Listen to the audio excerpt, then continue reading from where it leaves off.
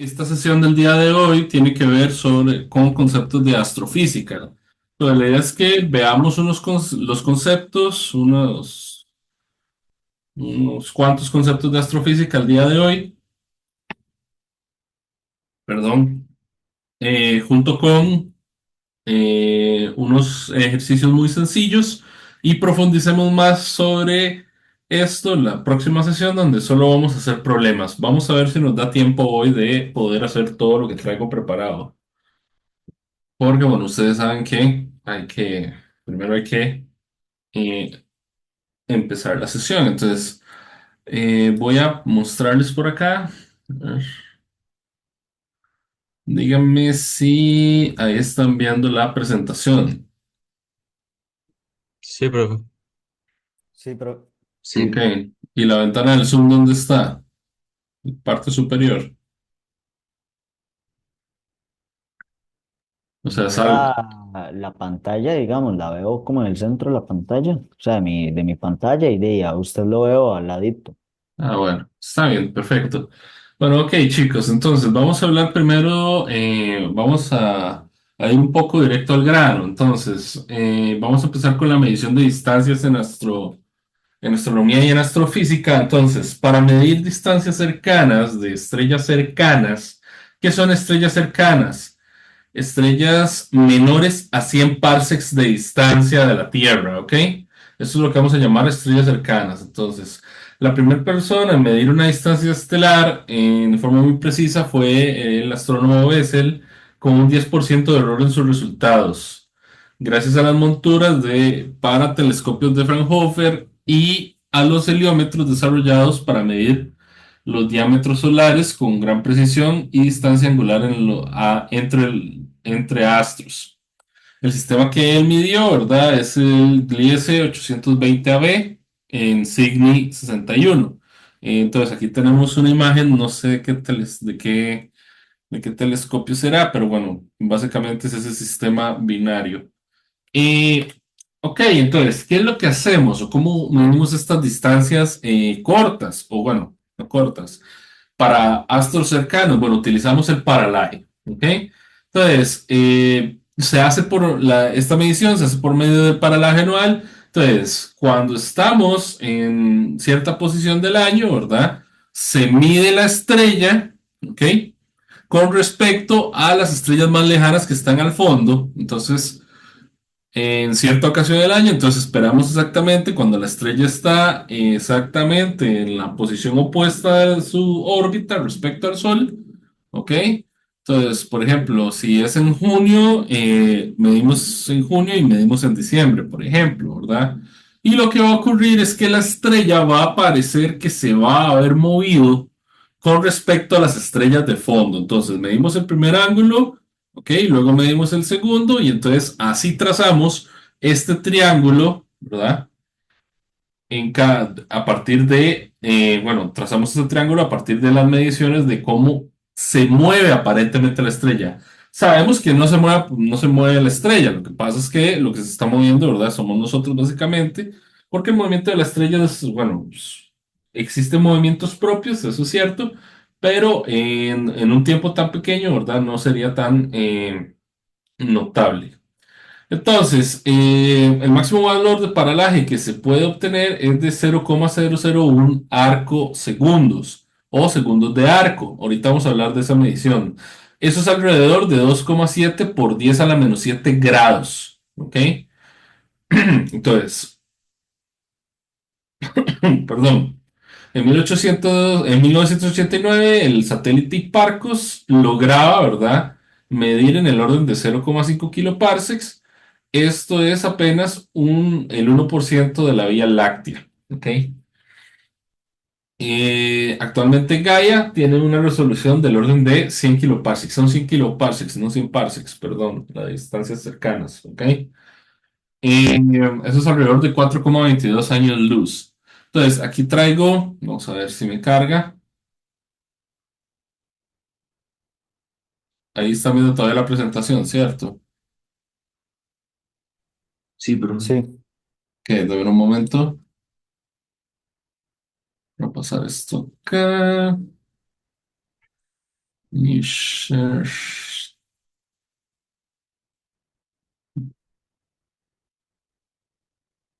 Está como lento el sumo ahí. Pero, ¿eh? No, un momento, está cargando el zoom. A ver. Ok, ahora están viendo algo que dice Astronomical Parallax. Sí, Ok, entonces sí, básicamente esta es una forma, ¿verdad? Entonces ustedes acá, ¿verdad? Lo que hacen es, esta es la inclinación de la base, del baseline, ¿verdad? Donde usted mide la cuestión. Pero entonces, esto que está acá es cómo vemos el movimiento de la estrella, ¿verdad? Desde nuestro, o cómo es el movimiento de la estrella desde nuestro punto de vista. Entonces vean que, por ejemplo, aquí cuando estamos en esta parte de la órbita, la estrella está en un punto y cuando está en otra parte está en otro punto. Entonces parece que se mueve. Pero con respecto al fondo de estrellas, si nosotros aumentamos perdón, disminuimos la distancia de la estrella, la acercamos, pues el paralaje, ¿verdad? ¿Qué va a pasar con el paralaje? ¿Aumenta o disminuye el ángulo de paralaje? Dígame. aumenta. Aumenta porque está más cerca. Conforme se disminuye, pues el ángulo se vuelve más pequeño, ¿ok? Hasta que ya llegamos a un punto para objetos muy lejanos en donde no podemos ni siquiera, no tenemos suficiente resolución para medir esa abertura angular, ¿ok? Entonces, básicamente así es como funciona el paralaje. El paralaje es este ángulo, ¿ok? Y entonces nosotros por trigonometría podemos, ¿cómo se llama? Pueden medir la distancia a, ¿cómo se llama? A la estrella que nos interese. Ahí ya está viendo la presentación de nuevo. Sí, Sí. Ok, entonces, básicamente el paralaje es lo que nos ayuda a definir lo que es el parsec. Porque nosotros vamos a decir que, ¿verdad? Para un observador lejos, por ejemplo, del sistema Sol-Tierra, ¿verdad? El parsec va a ser la distancia horizontal cuando el observador o la apertura angular del observador es de un segundo de arco.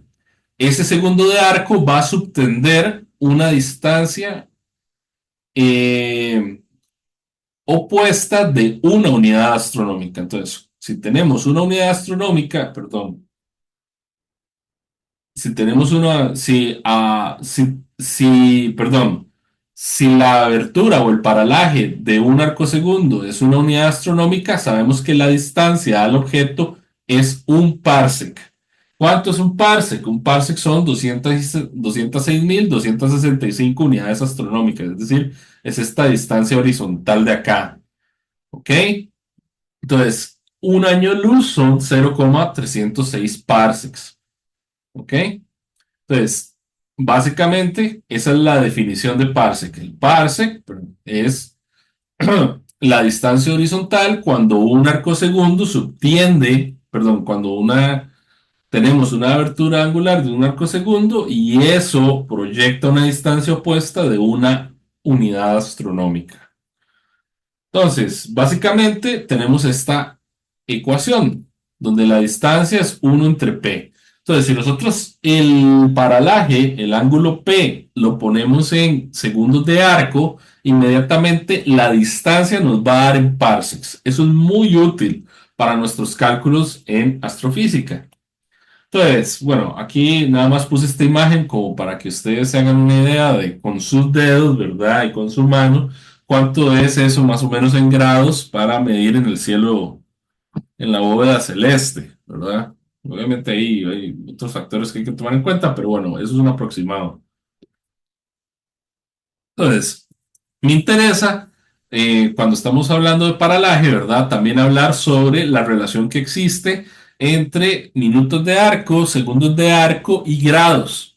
Entonces, usualmente la paralaje, bueno, yo le digo el paralaje, pero creo que es femenino, la medición es femenina, entonces el sustantivo es femenino, pues. Entonces, la paralaje usualmente se mide en minutos de arco y segundos de arco, cuyos símbolos son estos, una comilla o dos comillas, ¿ok? A veces también se ponen en arcmin o arcsec, pero bueno, eso es cuando la literatura es anglosajona. Entonces, así como la hora se divide en 60 minutos y un minuto en 60 segundos, vamos a decir que un grado se divide en 60 minutos de arco y un minuto de arco se divide en 60 segundos de arco. Ok, entonces aquí está la relación para hacer las conversiones. Entonces, sí, un grado es uno entre 660, ¿verdad? De un círculo. Eso es lo que, ¿verdad? Es la definición de un grado. Perdón. Hay un minuto de arco, que lo ponemos así, uno y con una comilla arriba, es uno sobre 60 de un grado. Mientras que un segundo de arco es uno sobre 60 de un minuto de arco y uno sobre 3600 de un grado. ¿De acuerdo? Entonces, vamos a hacer estos ejercicios para, eh, para familiarizarnos con los conceptos. Los ejercicios que voy a hacer hoy son muy, muy básicos, ¿ok? Entonces, son básicos para que ustedes se familiaricen con los conceptos y ya la próxima semana vamos a hacer unos problemas más difíciles. No sé si hay alguna pregunta hasta el momento. Por mi parte no, bro. Ok, entonces le damos el primer problema. El primer problema dice que dice sí, una estrella tiene un paralaje de 0,723 segundos de arco. ¿Cuál es ese paralaje en grados y cuál es la distancia a la estrella? Obviamente medida desde la Tierra. Entonces, dígame si ahí están viendo la pizarra.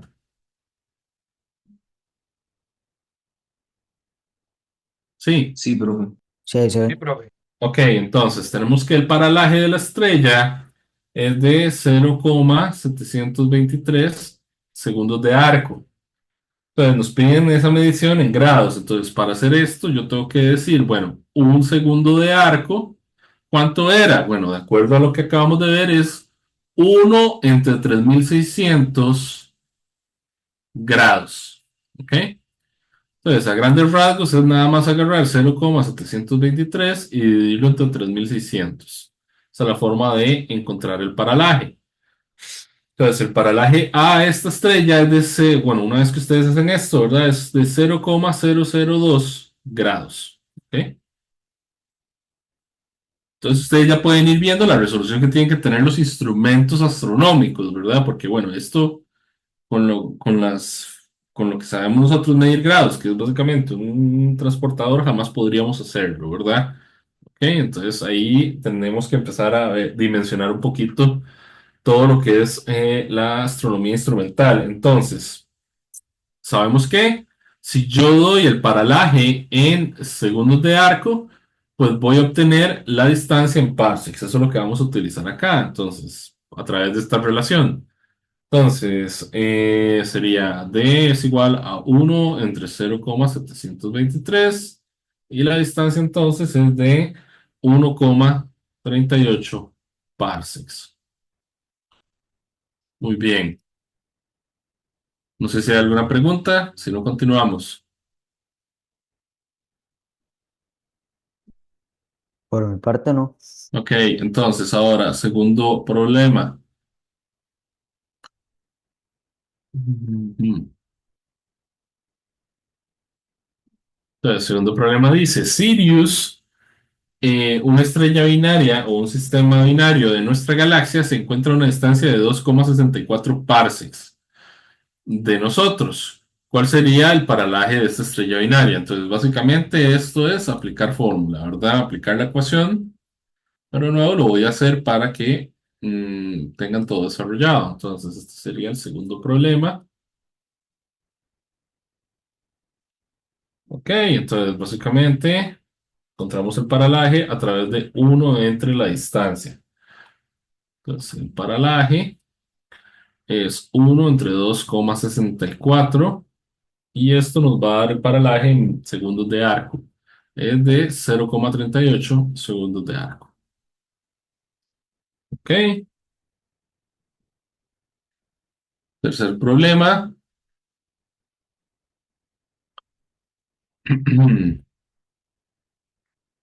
Dice que, ay, perdón, la estrella A tiene un paralaje de 0,82 segundos de arco, mientras que la estrella B tiene uno de 0,45 segundos de arco.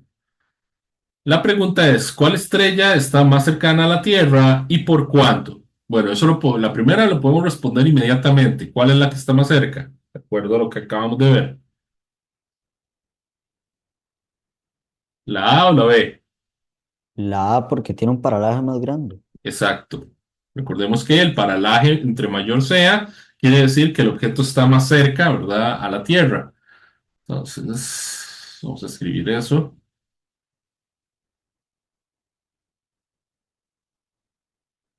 acá. Entonces, la estrella más cercana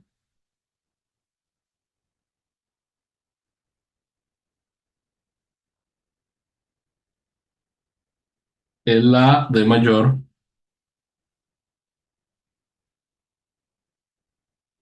paralaje. ¿Ok? Entonces, el paralaje de la estrella A es mayor al paralaje de la estrella B, por lo tanto, es la estrella A.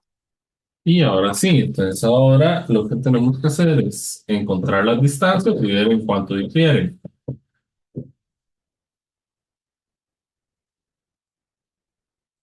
Entonces, a ver, vámonos aquí, la distancia en A sería uno entre paralaje de A, es decir, uno entre 0,82. Y entonces la distancia de A es de 1, más o menos, ¿verdad? 1,22 parsecs. Ojo, el símbolo de parsecs, ¿verdad? Se escribe con S y termina con C, entonces por eso escribimos parsec como PC, ¿ok?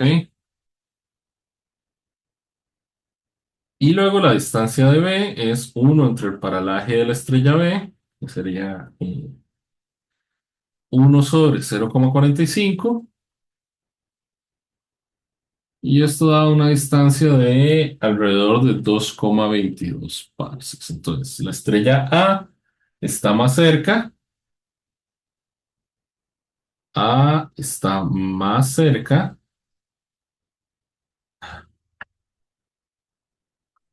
más cerca por un parsec, que es la diferencia, ¿ok?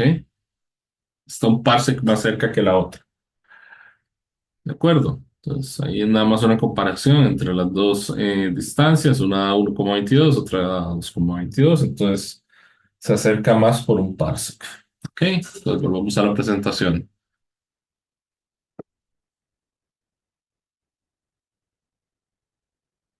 Bien, pues ahora continuemos. Entonces, hablemos un poquito de ondas, porque ustedes saben bien que la luz es una onda electromagnética, entonces tenemos que saber unos conceptos muy, muy, muy básicos de ondas. Entonces, las características principales de las ondas es que tienen frecuencia, longitud de onda y amplitud. Pregunta, ¿pueden ver mi mouse? Sí, Ok, Sí, entonces vamos a definir la longitud de onda que en todos los libros se escribe con la letra lambda, la letra griega lambda, ahorita la vamos a dibujar, ok, ahorita la vamos a ver. Entonces la longitud de la onda va a ser la distancia o la medición de la distancia entre la cresta y cresta de una onda o entre el valle y valle. Entonces a estos picos, cuando usted grafica la onda, en su evolución temporal o en su evolución espacial, a los picos de la onda se les llama, bueno, en la evolución temporal no, es en la evolución espacial, perdón. A estos picos de la onda se les llaman crestas y a los huecos, bueno, a los fondos, a los picos no, digamos, sino a los huecos, ¿verdad? Al fondo, en la parte baja se les llaman valles de la onda. Y la distancia del eje de simetría donde colocamos la onda a cualquier valle o cualquier cresta se le llama amplitud de la onda. ¿Ok? Entonces son tres conceptos. Longitud de onda, amplitud, cresta, son cuatro, y valle. ¿Ok?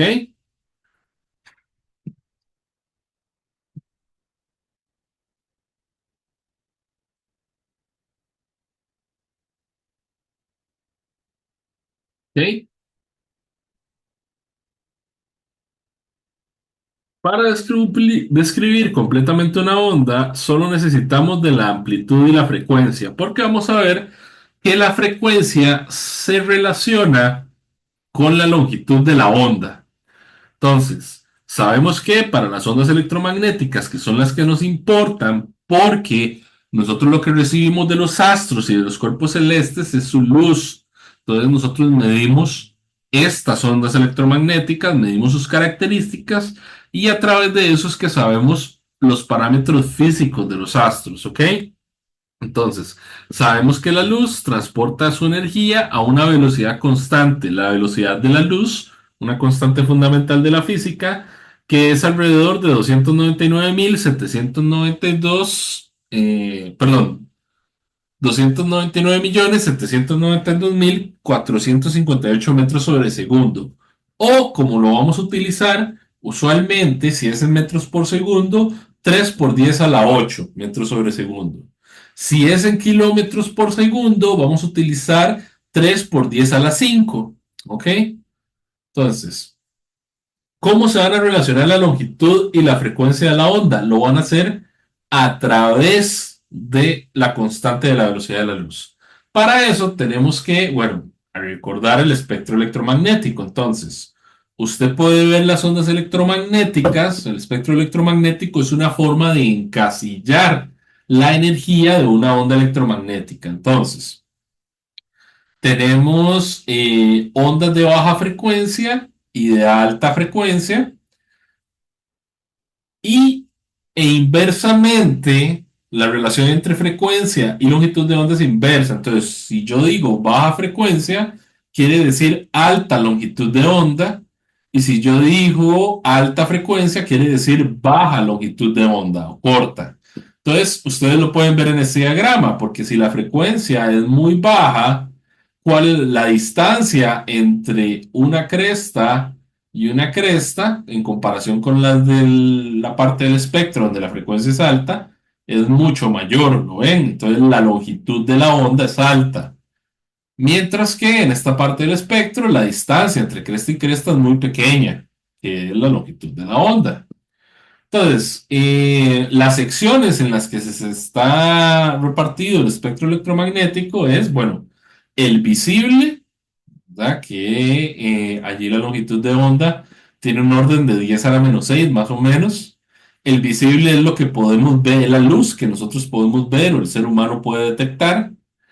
Si nos vamos hacia longitudes de onda largas, tenemos el infrarrojo, las microondas y tenemos las ondas de radio. Entonces, en radioastronomía, las ondas que capturan los radiotelescopios son de radio, del orden de 10 a la 3 metros. ¿Ok? Ahora, si vamos en la otra dirección, es decir, a longitudes de onda cortas y por ende frecuencias altas, vamos a tener luz ultravioleta, rayos X y rayos gamas. Entonces, los procesos más energéticos que ocurren en los cuerpos astrofísicos, como los agujeros negros, las protoestrellas, perdón, las nebulosas no, las supernovas, ¿verdad? Esos chorros de material que expulsan a muy alta velocidad, ese material se excita con el medio y emite luz. Esa luz que nos llega a nosotros, ¿verdad? Si es muy energética, está en una frecuencia corta. Usualmente son rayos gamma o rayos X, lo que se detecta. Por el contrario, como las estrellas usualmente se forman en medios fríos, como las nubes moleculares, la luz también se excita al medio cuando una estrella se forma, pero la luz que nos llega es básicamente de muy poca energía. Entonces nosotros lo que detectamos son ondas en radio, usualmente, ¿ok? ¿Hay alguna pregunta hasta el momento? No, profe. Ok, entonces tomen en cuenta que la franja que ve el ser humano es esta de acá, demasiado pequeña, pero bueno, eso es lo único que podemos hacer. Para eso necesitamos los instrumentos de medición, los telescopios especializados, los satélites que miden, ¿verdad?, en estas longitudes de onda, tanto altas como bajas, para poder hacer investigación en astronomía. Entonces, ¿cuál es la energía de un fotón? Esto ya, ¿verdad? Va más allá de la energía mecánica que hemos visto en problemas anteriores, porque cuando nosotros tomamos la energía mecánica, ¿qué teníamos? ¿Qué tipos cuáles eran los tipos de energía que conformaban la energía mecánica? A ver, Cinética y potencial. ajá, ¿cómo se sacaba la Para mí es cinética? la cinética. Sí, ¿cómo se sacaba la cinética? Era un medio de la masa por la velocidad al cuadrado. Y la potencial, bueno, depende, ¿verdad? Em, Pero que es digamos, la la gravita, potencial la gravitacional, ¿cómo se sacaba? era menos G por Por las la masas al masa. cuadrado. Era Entonces, masa, bueno, ajá, exacto, bueno, la potencial gravitacional se saca así, pero vean que hay un elemento que se repite en ambas cosas, que es la masa.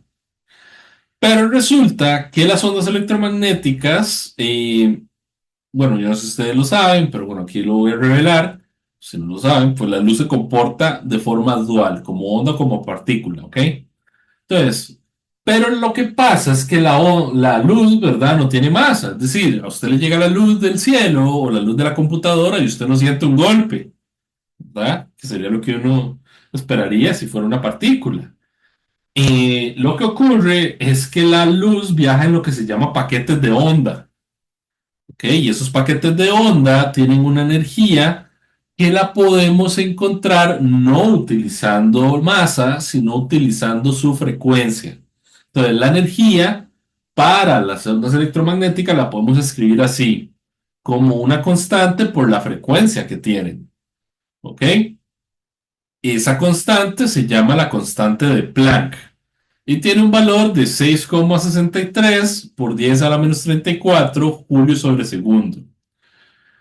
Existen también, como las ondas electromagnéticas, en las ondas electromagnéticas se relacionan la frecuencia y la longitud de onda, lo hacen a través de esta ecuación que está acá. Yo digo que la velocidad de la luz va a ser igual a la longitud de onda de la luz por la frecuencia. Entonces, si ustedes despejan de acá, la frecuencia quedaría C entre lambda. Si ustedes la sustituyen acá, ¿verdad? En vez de frecuencia ponen C entre lambda, les va a quedar esta ecuación de aquí. Entonces, ustedes pueden medir la energía de la onda electromagnética o con la frecuencia o con la longitud de la onda. De las dos formas es válido. Y de esta relación que está acá, es claro que la longitud de onda tiene una relación inversa con la frecuencia y viceversa. ¿Ok? Por eso es que cuando la frecuencia es alta, la longitud de onda es corta y cuando la frecuencia es corta, la longitud de onda es larga o aumenta. ¿Ok? Por esta relación que está acá, que es velocidad de la luz, que es la velocidad de las ondas electromagnéticas, es igual a lambda por F. ¿Queda claro, chicas y chicos? sí. Muy Sí, bien. Espero que, voy a hacer una pausa aquí, un pequeño mensaje. Espero que para las personas que ven el video después, espero que de verdad lo estén viendo los problemas, estén viendo los ejercicios, porque bueno, hoy solo se han conectado 5 personas, la mitad de la delegación. ¿Ok? Recordemos que la Olimpiadas cada vez está más cerca. Y me parece que es importante porque la mayoría, 8 personas de esta delegación me dijeron que podían reunirse conmigo los jueves y solo se están conectando 5 personas, ¿ok? Entonces, a esas personas les ruego por favor que de verdad vean los videos. El video de la semana pasada quedó cortado y todavía Esteban no me lo ha pasado, pero bueno, en cuanto lo tenga lo voy a subir. Entonces, ¿qué fenómenos van a afectar a la luz? Bueno, está el fenómeno de refracción, que es básicamente un desvío en el camino del rayo de luz. Entonces se da cuando la luz cambia de medio. Es eso lo que produce el cambio del camino óptico. Luego está el de difracción, que es que al ser una onda de luz puede doblarse, por lo que al atravesar una rejilla simple o una rendija simple, puede pasar que la luz se desvíe y genere patrones de interferencia. Esa es una de las características primordiales de las ondas, que cuando usted hace pasar las ondas a través de una rejilla simple y coloca una pantalla, se va a crear en la pantalla un patrón de difracción, ¿ok? Que son estos picos, ¿verdad? De onda que aparecen acá. Luego, entonces, la luz, ¿verdad? Al ser una onda y a tener difracción y refracción, también podemos medirla a través de la intensidad. Entonces, ¿qué es la intensidad? Va a ser la cantidad de energía luminosa que emite un cuerpo por unidad de área. ¿Ok? Entonces, es energía entre área.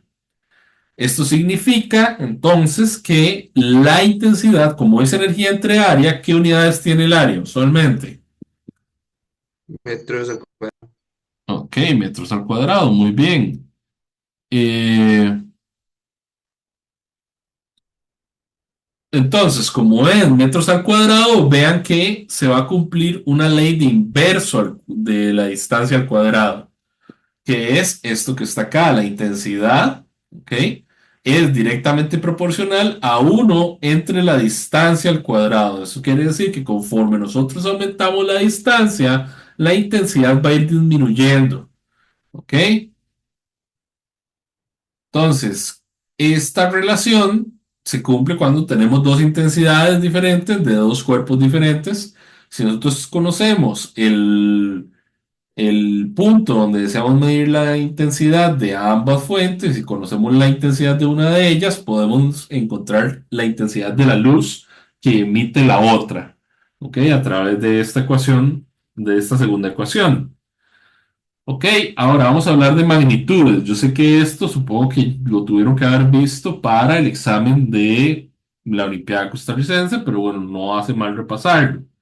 Entonces, es claro que el brillo de los astros es una de las principales diferencias entre ellos.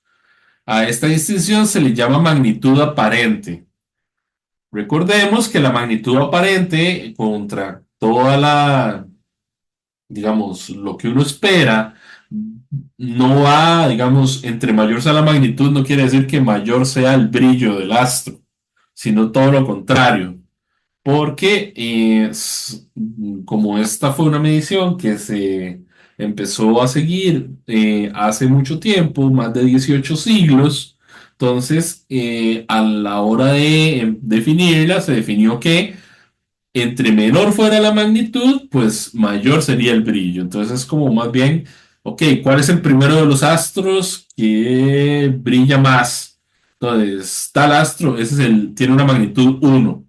Es la primera magnitud. Luego aquel otro tiene la segunda y conforme uno va aumentando la escala de magnitudes, pues el brillo de los astros va fading, ¿verdad? Se va haciendo más pequeño. Entonces, la magnitud aparente la escribimos con un símbolo M con una escala del 1 al 6 inicialmente. Ya ahora hay magnitudes negativas, ¿verdad? Entonces, entre más negativa sea la magnitud, pues con mayor brillo tendrá ese astro en el cielo. Entonces, en 1856, el astrónomo británico Norman Pogson le asigna una relación matemática a esta clasificación. Entonces, tenemos que si yo tengo dos astros, la diferencia de magnitudes aparentes de esos astros es igual a menos 2,5 logaritmo base 10 de F2 entre F1, donde las m son las magnitudes aparentes de los dos astros y las f son sus respectivos brillos, intensidades o flujos luminosos, cualquiera de los tres pueden ser. Vamos a ver que también se cumple para las luminosidades de las estrellas, ¿verdad? De los cuerpos celestes. Entonces ven ustedes que el Sol, bueno, tiene una magnitud de aparente de menos 26,4. La luna llena de menos 12,6. Venus de menos 4,4. Sirius de menos 1,46. Y ya Vega y Andrómeda son positivas en las magnitudes, respectivamente de 0,04 y 4,33. Eh, Tenemos además de la magnitud aparente la definición de la magnitud absoluta. Entonces, la magnitud absoluta decimos que mide el brillo verdadero de un cuerpo celeste. ¿Por qué? Porque estandariza el lugar donde hacemos la medición. ¿De qué forma? Es la magnitud aparente de un astro a una distancia fija. Y esa distancia, por convención, siempre es de 10 parsecs o 32,6 años luz. Entonces, por ejemplo, el Sol a 10 parsecs, es decir, usted tiene el Sol, se va usted a 10 parsecs y mide la magnitud a partir de ahí, va a obtener que la magnitud absoluta del Sol es de alrededor de 4,7, 4,8. ¿Ok? Para relacionar la magnitud aparente y la magnitud absoluta de un cuerpo, se usa la distancia a la cual debe estar este en parsecs. ¿Ok? Que es esta ecuación que está acá. ¿Ok? Esta ecuación usualmente se pone m mayúscula menos m minúscula, pero hoy la vamos a usar al revés. De cualquier forma vamos a jugar con ella porque es muy útil para encontrar las distancias a los astros. Entonces vean que ahora ustedes ya tienen dos formas de encontrar la distancia a las estrellas, a los cuerpos celestes. Paralaje, ¿verdad? Pero eso solo para estrellas cercanas. Para estrellas más largas o cuerpos celestes más largos, se pueden utilizar las magnitudes, ¿ok? Pero para eso hay que medir los flujos y la intensidad luminosa, ¿ok? Eso lo hacen los satélites y ciertos telescopios utilizando fotometría. Entonces, la radiación térmica, eso también es un tema que debieron de haber visto para la Olimpiada costarricense, pero aquí lo repaso, no pasa nada. Entonces, medir la radiación de un cuerpo es la forma más importante de estudiar es un cuerpo astrofísico. Entonces, la radiación de un cuerpo depende de su temperatura, por lo que los objetos más calientes van a irradiar en azul, mientras que los más fríos van a tender a irradiar en rojo.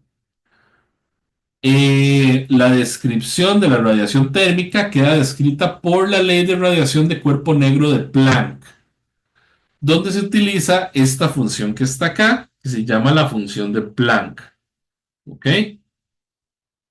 Entonces, básicamente, acá está en términos de la longitud de onda, pero yo podría también ponerlo en términos de la frecuencia. Que entonces a mí la luz me llega a cierta frecuencia, a cierta longitud de onda, yo meto la longitud de onda acá, ¿ok? Y encuentro el valor de la función de Planck para poder después encontrar la temperatura relacionándolo con ese valor de frecuencia, ¿ok?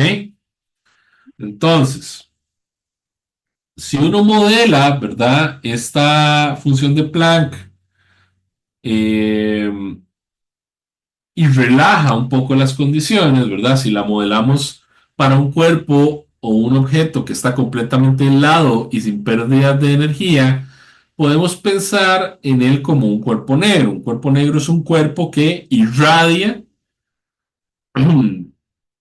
¿cómo se llama? Es un cuerpo que irradia energía sin que haya déficit de esa energía, ¿verdad? Pues sabemos que eso no es cierto, digamos. Eh, Porque, ¿verdad? Cuando un cuerpo irradia, hay ciertas cosas, ¿verdad? Como extinción, otras situaciones, ¿verdad? Entonces no es un cuerpo negro totalmente, es decir, no irradia su energía completamente sin que el medio de alguna forma lo perturbe o le cree déficits de energía. Pero bueno, si el cuerpo está completamente helado y no tiene pérdidas de energía, ¿ok? Entonces ese cuerpo, cuando irradia, es un cuerpo negro y podemos decir que se rige por la ley de Wien. La ley de Wien dice que vamos a obtener una longitud de onda máxima a cierta temperatura para el cuerpo negro, ¿ok? ¿Ok? Respecto a la potencia de irradiación o luminosidad, vamos a utilizar esta fórmula de acá. Aquí la luminosidad es igual a sigma por el área, ¿verdad? Del cuerpo negro por epsilon por t a la 4. Este epsilon, ¿verdad? Es uno para el cuerpo negro. Para cuerpos más realistas, tiende a tener valores entre 0 a 1. Entonces, como siempre usualmente vamos a utilizar uno porque en las Olimpiadas de Astronomía y Astrofísica siempre vamos a decir que todos los astros comportan como cuerpos negros, ¿ok? Entonces, esta ecuación nos da la potencia, es decir, energía por unidad de tiempo para un cuerpo negro si el epsilon es 1. Si esta es 1, ¿verdad? Tenemos la potencia. Y esa potencia al mismo tiempo la relacionamos con la luminosidad del cuerpo. ¿Ok? Y ya vimos, ¿verdad? De esta diapositiva que estaba aquí atrás. ¿Qué se hizo? Se perdió. Que la intensidad luminosa. Dime, ¿qué se hizo? Sí. Que la intensidad luminosa es entre el área. Entonces, si nosotros agarramos esta ecuación y ponemos luminosidad entre área, vamos a obtener la intensidad del cuerpo negro, a la que irradia el cuerpo negro. Entonces, esta ecuación, esta última, se llama ley de Stefan-Boltzmann. ¿Ok? Entonces, nos dice que la intensidad de radiación es proporcional a la temperatura en Kelvin elevada a la 4. Entonces, la luminosidad solar, por ejemplo, es una constante, entonces ustedes podrían, ¿verdad? Dividido entre el área, que sería 4pi por el radio del Sol al cuadrado, porque recordemos que el área de una esfera es 4pi por r. Si ustedes sacan esa intensidad y despejan de acá, pueden encontrar la temperatura superficial media del Sol, que es alrededor de unos 5800 Kelvin. ¿Ok? 5700 en alguna otra fuente bibliográfica. Muy bien, ¿hay alguna pregunta hasta el momento? Carlos, yo Dime. con lo de la función de Planck, Ajá. creo que para la Olimpiada Nacional había intentado como hacer el despejo, la transformación para hacerlo con longitud de onda teniendo la fórmula en frecuencia, pero me daba diferente. Entonces, o sea, digamos, no calzaba. Yo utilizaba, digamos, la relación de longitud de onda por frecuencia igual C, pero si uno lo reemplaza ahí no calza. Entonces, ¿eso por qué es? Tendría que ver por qué no calza. Debería calzar. Voy a buscar, Santiago, a ver, recuerde. Ok, ok. Pero debería salir, ¿verdad? Sí, Pero quién bueno, sabe. sí, lo que dice Santiago es que si esta ecuación usted la puede encontrar también en frecuencia a través de la relación que les dije, que la velocidad de la luz es básicamente la longitud de onda por la frecuencia. Si usted despeja de ahí lambda y lo mete acá en términos de la frecuencia, pues le da otra expresión. Ah, ¿A alguien más iba a preguntar otra cosa? No. Ok. Bueno, entonces ahora hablemos de espectro. Entonces, básicamente, ¿qué es un espectro? Un espectro es una forma de visualizar la energía. ¿Ok? Entonces, cuando ustedes en la Olimpiada les digan el espectro es de tanto, ¿verdad? Uno lo que hace es una gráfica de energía en función de la longitud de onda o energía en función de la frecuencia, de cualquiera de las dos. Sí se entiende cuando yo digo algo en función de algo, ¿a qué me refiero? No. Sí, que digamos, cumplen una función con las que vimos al inicio. O sea, que una Mm, depende de la otra. ok, sí, bueno, ¿verdad? Cuando yo digo, Profe, sí, pero es, digamos, si A, ¿verdad? Se mueve en función a B, B va en el eje X y A en el eje Y, así es. exacto, digamos. Yo, por ejemplo, si ustedes dicen A en función de B, ustedes lo que hacen es, bueno, perdón, ustedes lo que hacen es una gráfica, ustedes saben inmediatamente que esto quiere decir, bueno, voy a graficar en un plano cartesiano, ¿ok? Solo que en vez de poner Y, como el primero que me dicen es A, y en vez de X sería B, y entonces ahí eso es una función, como dice Santiago, ¿ok? Entonces, por ejemplo, la función de Planck, ¿verdad? Grafica la emisividad B en función de la longitud de onda. Recordemos que la emisividad es una medición de la energía, ¿ok? Entonces, usted lo que tendría ahora aquí sería B en función de lambda y aquí lambda, ¿ok? Entonces, para un cuerpo negro, usualmente, ¿verdad? La forma del cuerpo negro es así, ¿ok? Es como una recta acá y luego se tira para acá. Entonces, esta curva que aparece ahí, ¿ok? Esa curva que aparece allí, que estoy graficando allí, es básicamente si yo grafico esa función, es en función de la temperatura, más bien, ¿ok? Sí, en función de la temperatura. Se puede graficar en función de la temperatura, frecuencia o longitud de onda. Entonces, aquí sería, vamos a ver, en función de la temperatura.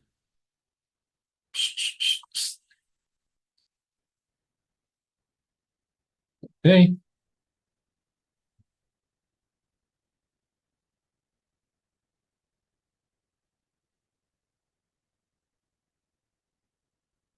pues acá, ¿verdad? La energía en función de la temperatura. Y entonces eso nos da, ¿verdad? Una gráfica. Pero cuando lo que nosotros tenemos es una función de energía en un eje, energía en cualquiera de sus formas en astronomía, es decir, podemos tener energía, luminosidad, intensidad, hay otra que se llama emisividad, flujo, ¿verdad? Cualquiera de estas están en el eje Y yo las grafico en términos de la longitud de onda o la frecuencia, a la función que aparece aquí se le llama espectro. ¿Ok?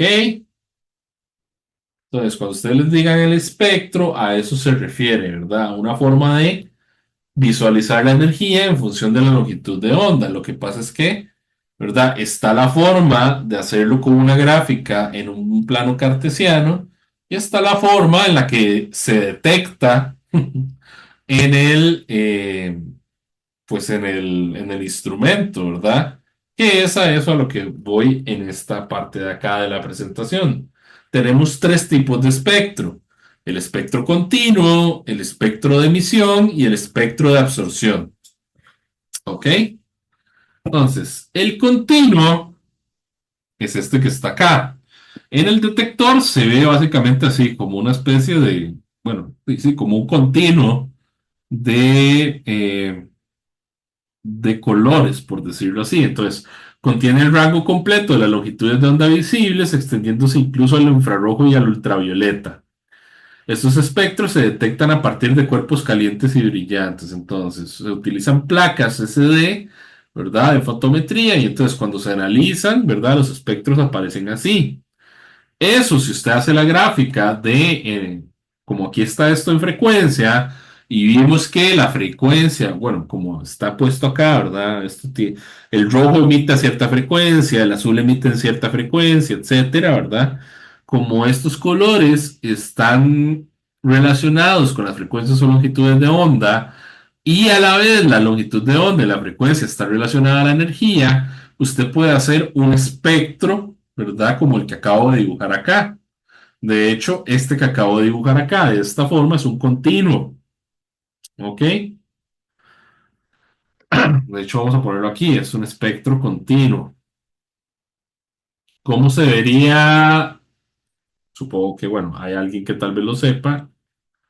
¿Cómo se vería un espectro con líneas de, un espectro de emisión o de absorción?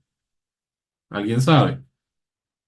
Creo ¿Cómo se? que en el gráfico, digamos, de los colorcitos que salía en la presentación, se vería Ajá, como todo en negro y solo unas líneas de color.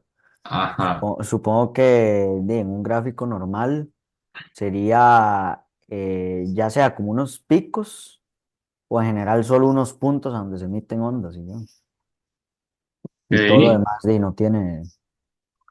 no tiene información, digamos. ok, ok, bueno, muy bien. Y vamos a ver qué dice la presentación. Entonces, ese sería el continuo. El continuo fue el que yo dibujé primeramente, porque es una línea continua.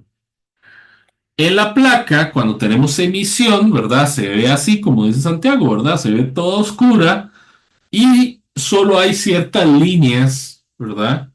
Que resplandecen o que son de diferente color. ¿Ok? Vean que acá simplemente tenemos la fuente. Ay, mira, estoy señalando la pantalla. Tenemos la fuente o nuestro cuerpo celeste y pasa a través del detector sin que haya extinción, sin que haya nada. O sea, cuando el espectro es continuo es porque el medio, ¿verdad? No interfiere mucho con nuestra medición. Pero ¿qué ocurre cuando tenemos, por ejemplo, o viene de gas caliente? ¿Ok? El gas caliente emite y entonces, como emite, ¿a qué me refiero con emitir? A que las partículas se calientan, ¿verdad? Y entonces los electrones, ¿verdad? Los electrones se excitan y pasan de niveles de energía cuánticamente.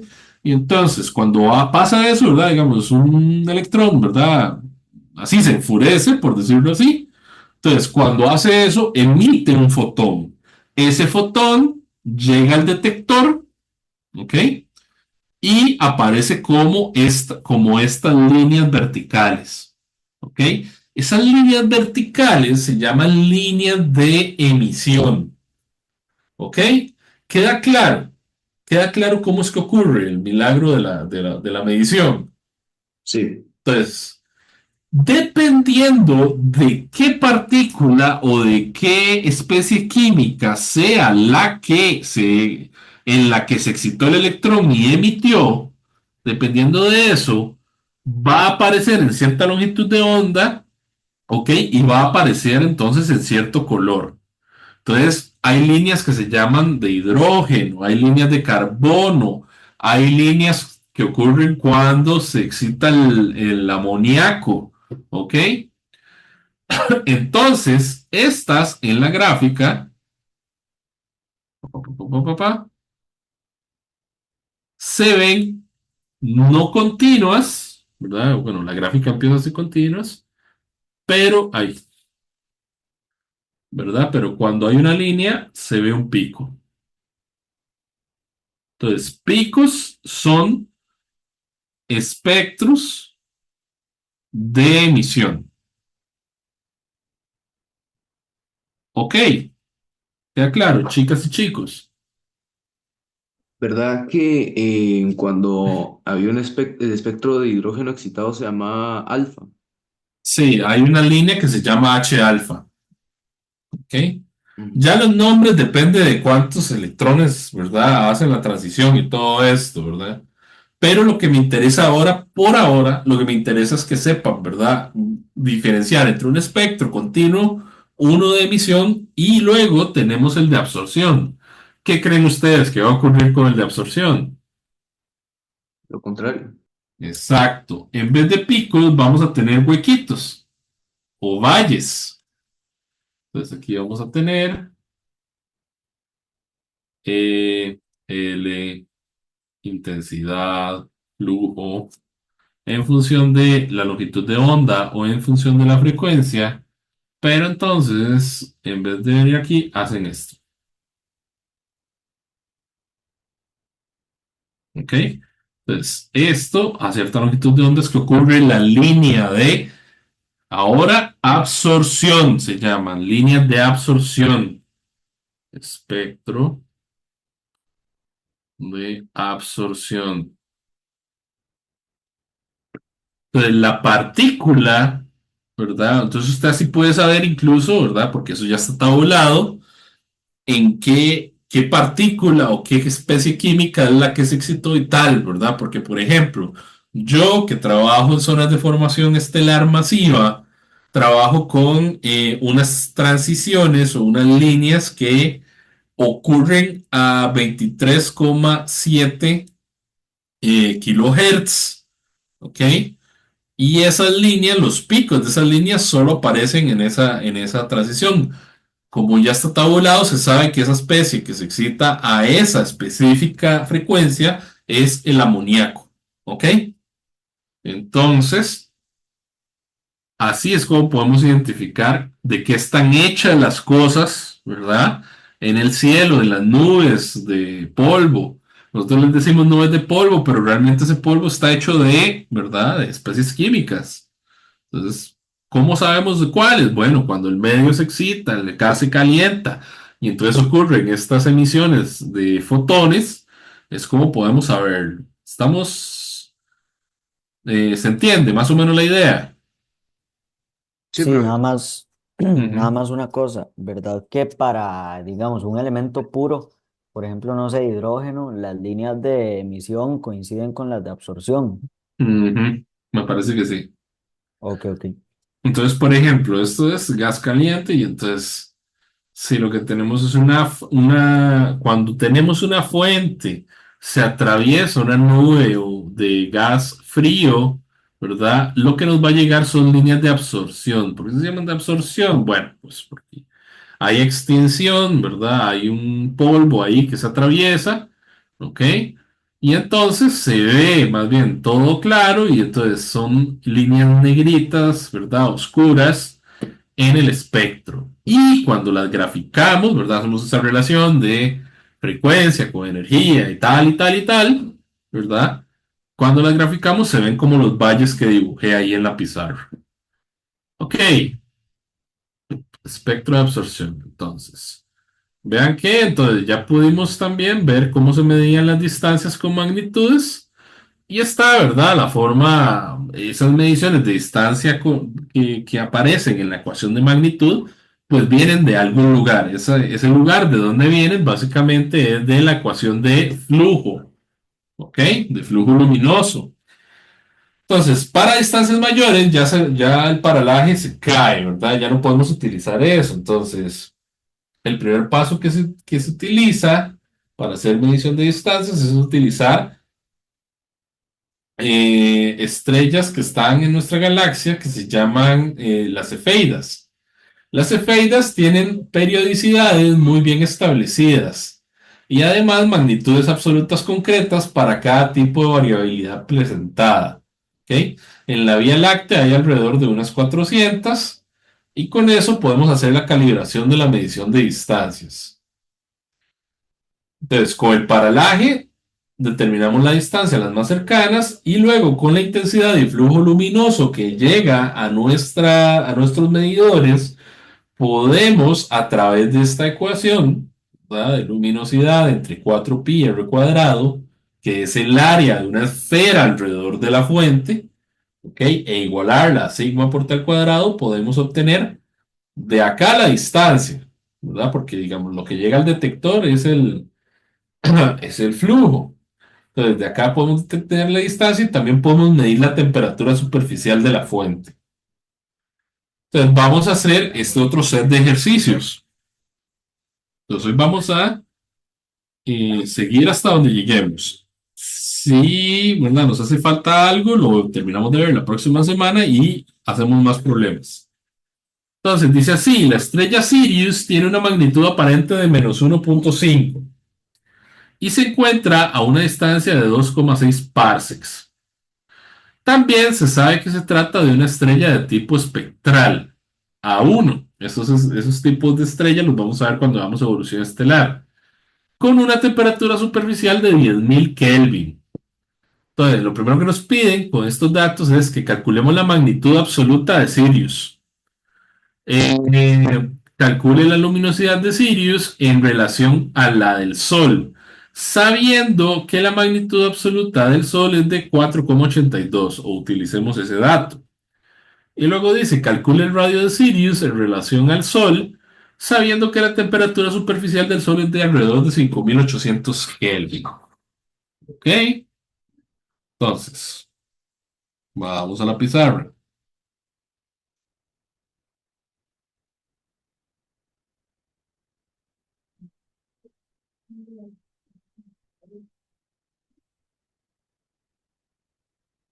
Dijimos esto entonces, bueno, primero era paralaje y ahora son magnitudes. Entonces, el primer problema nos dice lo siguiente. Nos dice que tenemos, ¿verdad? Una magnitud aparente de Sirius, o de Sirio, ¿de cuánto? De -1,5, ¿ok? Y nos dice que está a 2,6 parsecs,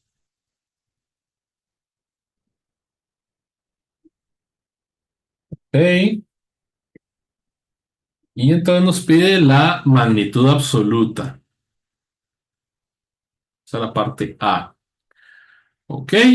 Entonces, recordemos que la magnitud absoluta se calcula, es la magnitud a 10 parsecs, ¿verdad? Entonces, tenemos la relación que era m minúscula menos m es igual a 5 logaritmo de d menos 5. También puede ser que esté al revés, es decir, que esté magnitud absoluta menos magnitud aparente es igual a 5 menos 5 logaritmo de d. No sé cómo está la presentación, pero básicamente la diferencia entre este y este es multiplicar por menos a ambos lados, ¿ok? Entonces nos pueden usar cualquiera de las dos al final. Entonces vamos a usar la primera. Entonces yo tengo acá que esto es, tenemos esto y tenemos esto. Entonces la magnitud absoluta de Sirio va a ser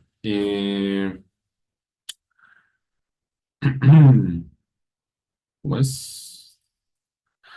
M más 5 menos 5 logaritmo de la distancia. ¿Ok?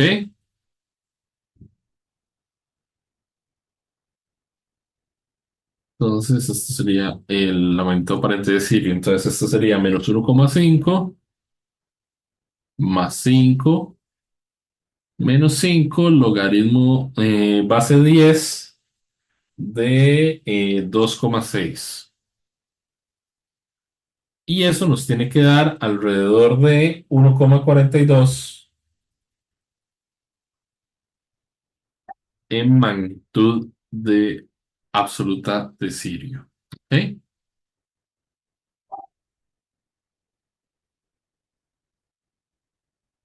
La segunda pregunta es que calculemos la luminosidad de Sirio en relación con la del Sol, sabiendo que la magnitud absoluta del Sol es de 8,42. Entonces, lo que nos pide el problema es que calculemos la luminosidad, ¿sí, verdad?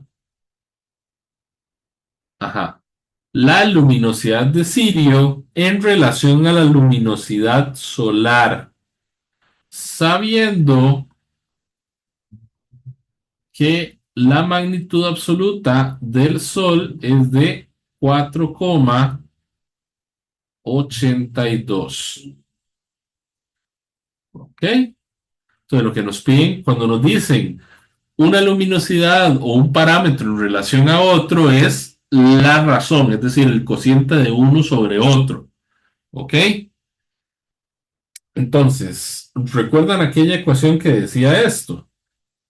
Magnitud aparente 1 menos magnitud aparente 2 es igual a -2,5 logaritmo base 10 de flujo 1 entre flujo 2. ¿Se acuerdan de esta? Sí, profe. Sí. Ok, Profe. sí. Entonces la razón que ocupamos es esa que está en todo el logaritmo. No, porque esta es la de flujos. pero por ahí va la cosa, Sí, ¿ok? sí. Por ahí va la cosa. Ok, mucha atención. Dato de vital importancia. A pesar de que en la presentación yo puse esta relación para magnitudes aparentes, también se cumple para magnitudes absolutas. Es decir, yo puedo usar esta ecuación de la siguiente forma. M1 menos M2 es igual a menos 2,5 logaritmo de flujo 1 entre flujo 2. ¿Ok? Porque al final de cuentas lo que importa es, ¿cómo se llama?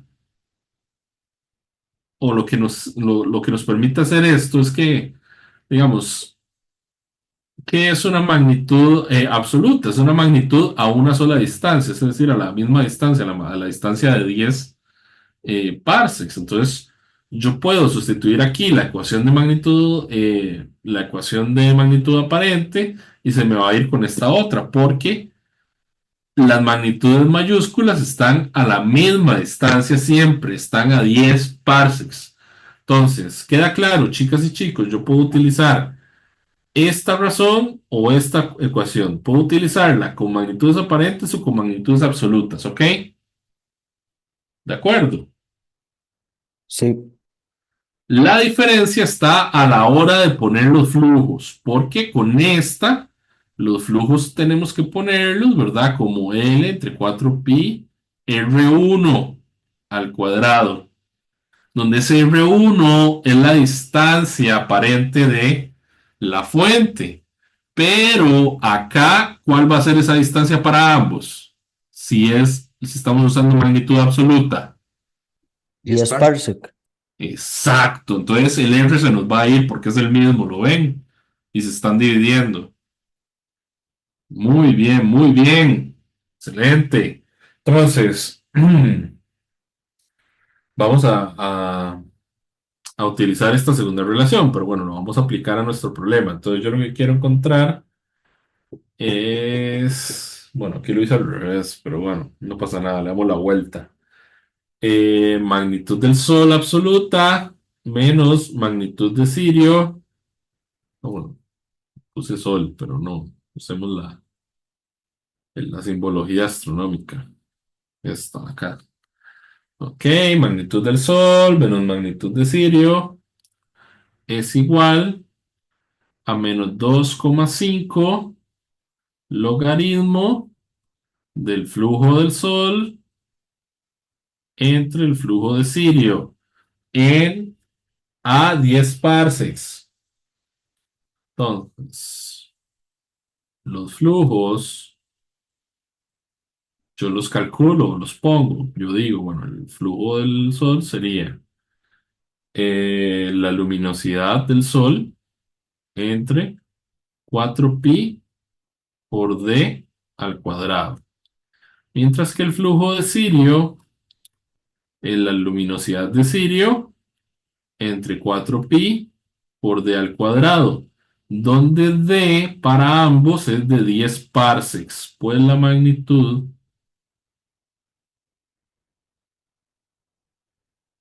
usada es la absoluta.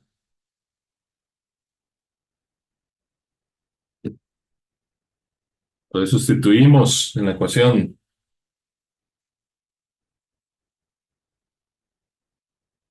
2,5 logaritmo. Entonces sería este. Y como el otro está abajo, ¿verdad? Nada más es darle la vuelta. Entonces sería 4pi d al cuadrado entre la luminosidad de Sirio. Entonces ven ustedes que esto se me va con esto y me queda la relación que yo quiero despejar. Bueno, que hay que darle vuelta, pero eso lo podemos hacer al final. Entonces me queda masa solar menos más, perdón, masa solar. Magnitud absoluta solar menos magnitud absoluta de Sirio es igual a menos 2,5 logaritmo base 10 de la luminosidad solar entre la luminosidad de Sirio. Ok, Bien. Entonces, yo puedo, si yo paso este menos al otro lado, lo que va a pasar es que le va a dar vuelta a esta resta. ¿Ok?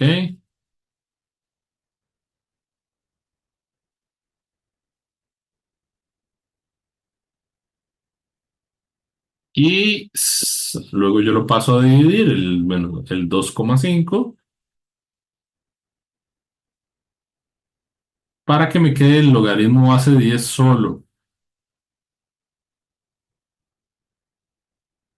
Y ahora sí, elevo, o bueno, para yo despejar este logaritmo base 10, lo que tengo que hacer es elevar, es usar esto como potencia de 10. Entonces esto es ms menos m solar entre 2,5 es igual a la relación. Esto lo sabemos, este paso de aquí a acá, lo sabemos de cuando vimos, ¿verdad? Matemáticas básicas o bases matemáticas y logaritmos. Y pues, bueno, calculamos, ¿verdad? Entonces esto sería la luminosidad solar entre la luminosidad de Sirio va a ser 10 a la, entonces, la magnitud absoluta de Sirio habíamos dicho que era 1,42, entonces 1,42 menos 4,82, que es la magnitud absoluta del Sol, entre 2,5. Eso nos va a dar alrededor de 0,0436. Pero yo no quiero esto, yo lo que quiero más bien es al revés, yo quiero la de Sirio respecto a la del Sol. Entonces, de ahí despejo de acá. Entonces, si yo quiero hacer eso, lo que tengo que hacer es hacer 1 sobre 0,0436. Y entonces encontramos que la luminosidad de Sirio con respecto a la del Sol es de 22,9. ¿Qué quiere decir esto? Que a 10 parsecs la luminosidad de Sirio es 22,9 veces la del Sol. ¿Ok? Eso es lo que quiere decir. Ahora, para la Carlos, última, pero eso no aplicaría para cualquier distancia, porque estamos hablando de luminosidad. Eso solo dependería de la superficie, digamos. Bueno, ni siquiera la superficie, nada más energía por sí, unidad de bueno, tiempo. sí, no, no, no depende de la distancia, tener razón. Entonces, ahora lo reformulo. Que la tasa de energía por unidad de tiempo que irradia Sirio es 22,9 veces la del Sol. ¿Ok? Y ahora sí.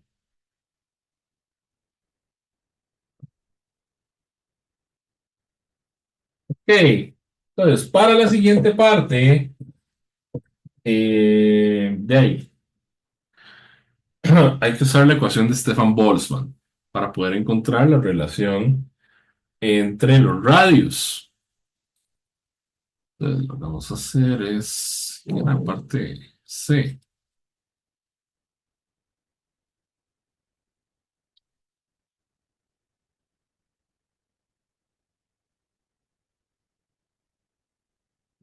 Dentro.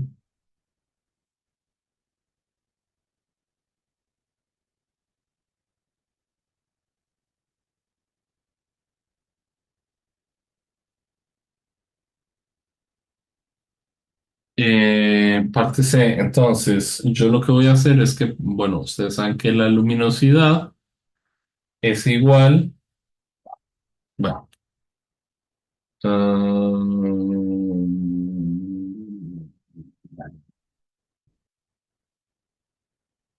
sí. Ok, ustedes saben que la luminosidad es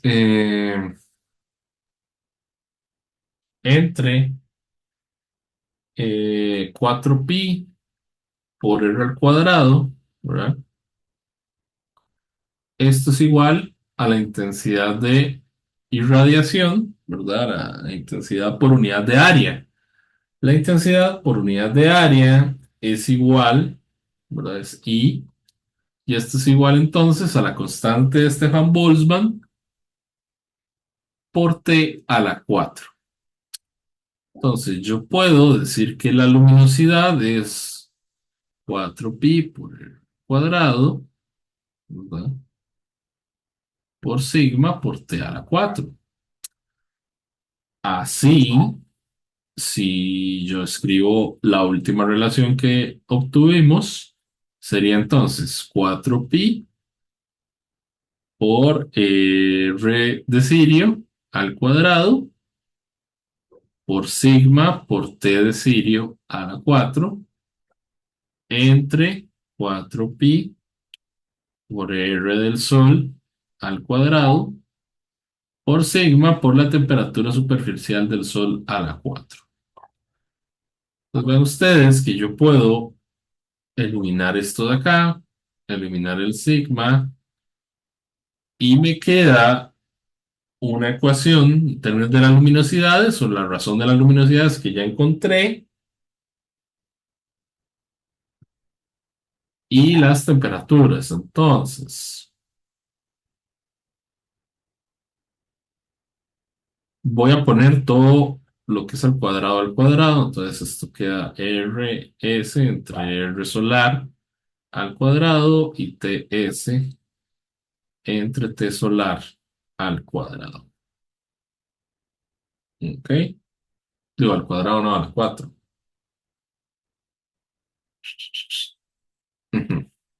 A la 4. Y entonces, bueno, acá de ahí hay que jugar con esta ecuación. Y lo ideal, ¿verdad? Es que lo que queremos obtener es esta relación entre radios, porque eso es lo que nos pide la parte 3. La parte 3, para quien no lo recuerda, nos pide, ah,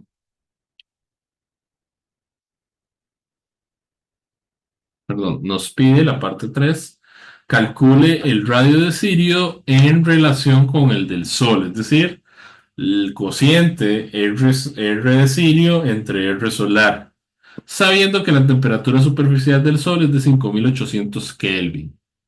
¿Ok?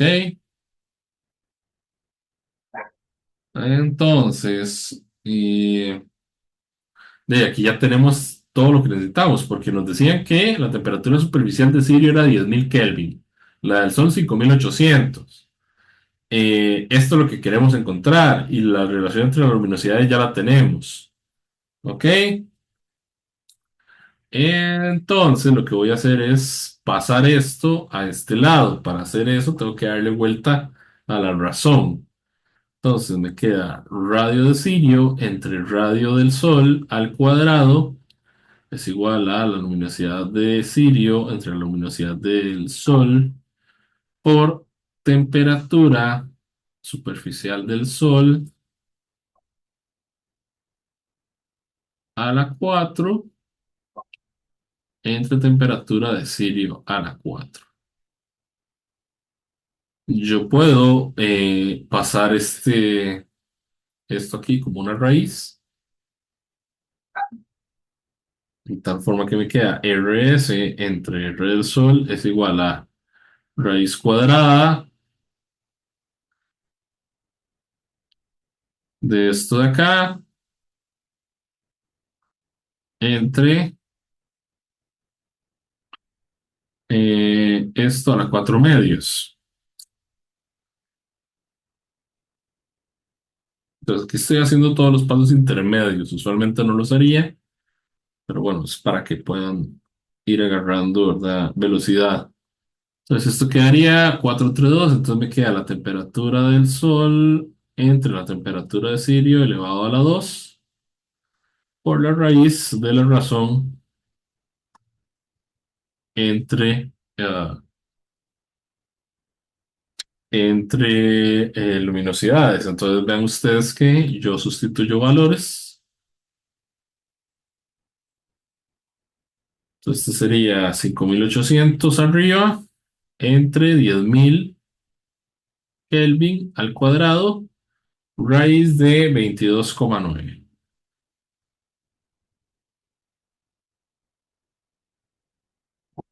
Y entonces, una vez que ustedes sustituyen eso en la calculadora, les da 1,6. Es decir, que el radio de Sirio es 1,6 veces el radio del Sol.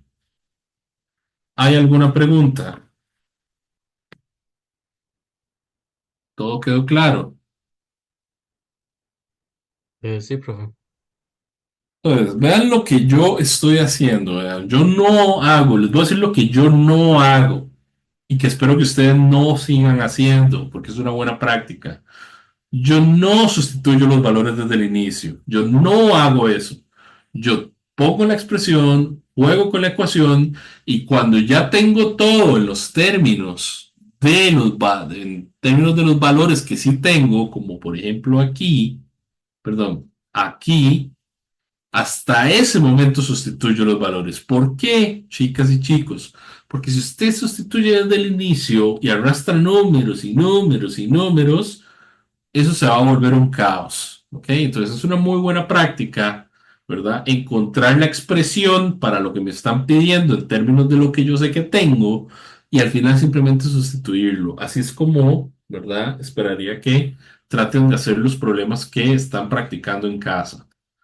Ok, entonces, el último problema dice lo siguiente. Entonces, según datos del satélite y Parcos, ahí están viendo la presentación.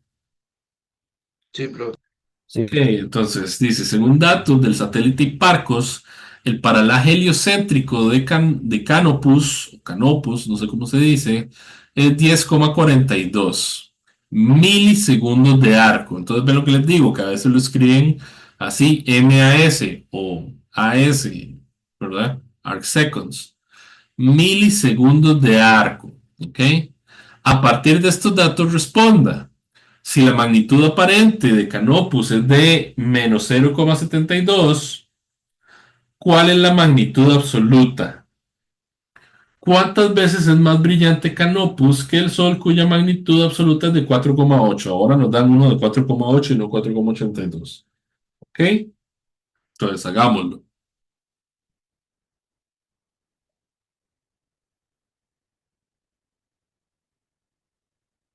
Ese sería el segundo problema de la parte de magnitudes.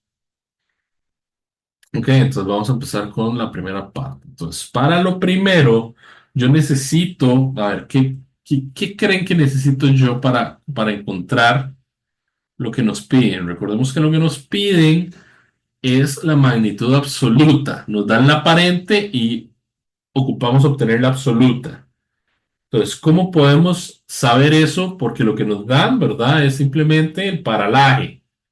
Nos dicen que el paralaje es de 10,42 milisegundos de arco. Profe. Y nos dan, perdón, ya te doy la palabra, y nos dan la magnitud aparente, que es de menos 0,72. Sí, dime, ¿qué sería lo que Di, veremos? Sí, perdón. di que con ese dato del paralaje uno ya puede calcular la distancia para después usar la ecuación que usamos arriba. Ujú, la ecuación de Poisson, digamos. Sí. Ok, una cosa nada más.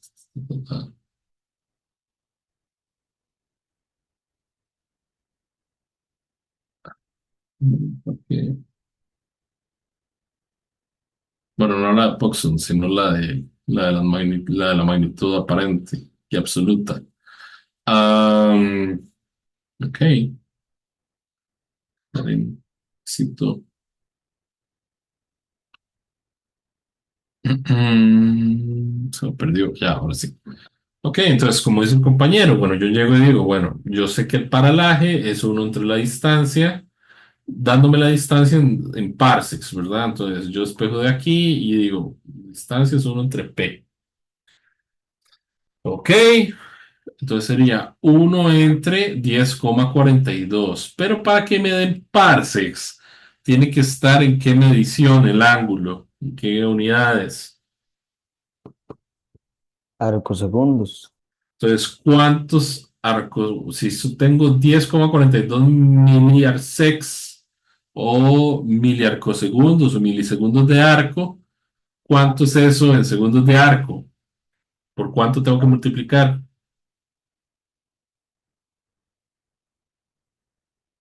Por 10 a la menos 3 segundos. Por 10 a la menos 3, exacto. ¿Ok? Entonces, esto nos va a dar en segundos de arco.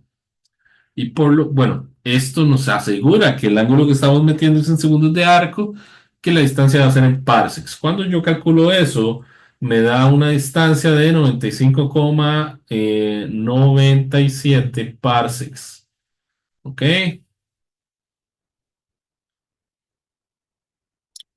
Muy bien. Eso sería el primer paso, obtener la distancia del paralaje. Segundo paso, utilizar la ecuación, ¿verdad? Esta que estoy poniendo, ¿verdad? La que relaciona magnitud aparente con magnitud absoluta.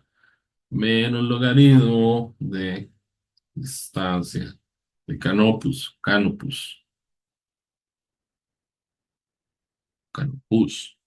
¿Alguien sabe cómo se dice? Santiago. Yo siempre le digo Canopus, la verdad. Ok, dato de vital importancia, ¿de dónde viene esta ecuación?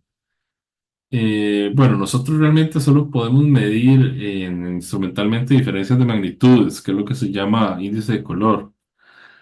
Pero a lo que quiero llegar, ¿verdad? Es que vean qué pasa si yo, ¿de dónde? Perdón, aquí me falta un 5, ¿cierto? Este 5 de acá, ¿ok? Um, Esto lo que me dice, ¿verdad? Es que, ¿qué pasa si yo tengo 5 logaritmo y tengo una estrella que está a 10 parsecs? Sería la distancia, ¿verdad? Esto lo tengo que poner como 5 logaritmo de 10, ¿cierto? ¿Y cuánto da esto? Uno, ¿cierto? Sí, correcto. Entonces, de ahí es que como la distancia es de 10 parsecs, entonces ahí esta magnitud es magnitud absoluta. Entonces, eso es lo que está pasando aquí y por eso es que aquí hay un 5, ¿ok? Porque eso originalmente era 5 logaritmo de 10 parsecs, pero como logaritmo base 10 de 10 da uno, pues por eso se queda ahí el 5, ¿ok? Bueno, continuemos. Entonces, con los datos que tengo, yo despejo de acá. Entonces, tengo magnitud aparente de Canopus más 5 menos 5 logaritmo de la distancia aparente de Canopus. Utilizando paralaje. Entonces, aquí tenemos menos 0,72 más 5 menos 5 logaritmo de 95,97 parsecs. Y esto es igual a menos 5,63. ¿Ok? Y con eso ya obtuvimos la parte A. En la parte B, lo que nos dice el problema es que ¿cuántas veces es más brillante Canopus que el Sol cuya magnitud absoluta es de 4,8? Entonces, para eso vamos a utilizar la ecuación que utilizamos en el ejercicio anterior. Para la parte A del ejercicio anterior, esta de acá. Esta de acá, solo que ya de una vez la voy a escribir con las luminosidades. Porque sabemos que como estamos utilizando magnitudes absolutas, va a ocurrir esto de acá. Y que lo que yo voy a obtener dentro del logaritmo son la relación entre las luminosidades, ¿ok? Entonces, para saber cuánto es más brillante que el Sol, lo que tenemos que ver es cuántas veces es la luminosidad de Canopus, la del Sol.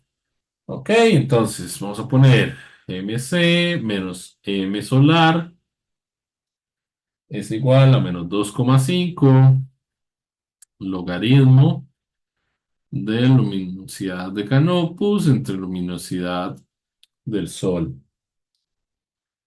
Entonces, bueno, aquí ustedes ya saben, you know the drill. Y esto entre 2,5 es igual a logaritmo base 10 de LC entre L luminosidad del Sol y entonces la luminosidad de Canopus entre la luminosidad del Sol es 10 a la magnitud absoluta del Sol menos magnitud absoluta de Canopus entre 2,5. Ok, entonces sustituyendo los valores, creo que aquí dijeron que era, ¿qué? 8,2, ¿verdad?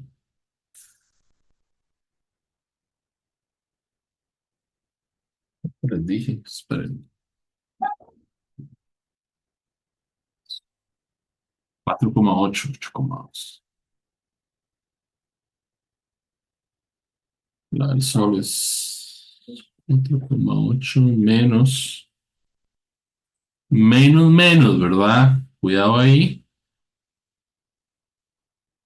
entre 2,5. Y entonces nos da que la luminosidad, se necio con Sirio,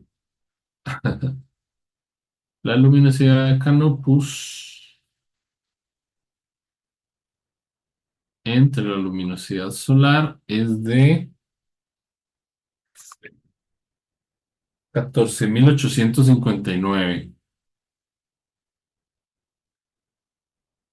Entonces, la luminosidad Canopus es 14.859 veces la de el Sol. ¿Hay alguna pregunta?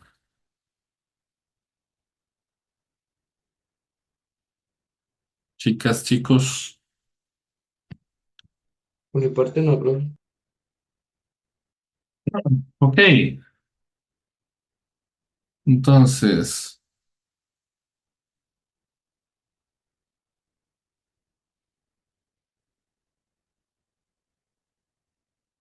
vamos a ver con qué seguimos acá. Bueno, es que esto, descubrimiento al robo.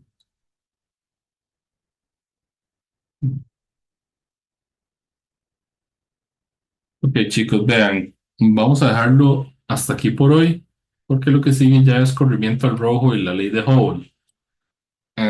También tengo que, ahora que me acuerdo, hablarles de índice de color, pero bueno, eso lo veremos la próxima semana, ¿de acuerdo? Entonces, voy a subir la clase, pero todavía no voy a subir la presentación porque me falta terminar de exponerla. Y además quiero agregar los ejercicios que vamos a hacer la otra semana, para que si la otra semana nos quedan ejercicios por ver, porque no los voy a poder hacer todos, ¿verdad? Ustedes los puedan hacer desde sus casas luego, ¿ok?